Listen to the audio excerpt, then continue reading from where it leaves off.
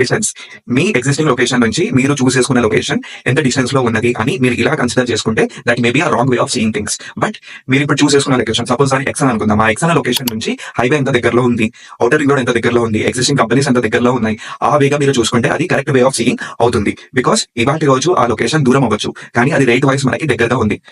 రేపటి నాడు మనకి హైవేస్ ద్వారా, రేడియల్ రోడ్స్ ద్వారా, మెట్రో కనెక్టివిటీ ద్వారా ట్రావెలింగ్ టైం అనేది మనకి తగ్గిపోతుంది, కానీ రేట్లు అనేది విపరీతంగా పెరిగిపోతాయి. సో వైస్ గా అండ్ కరెక్ట్ గా మీరు ఒక ఏరియా అనేది చూస్ చేసుకోండి.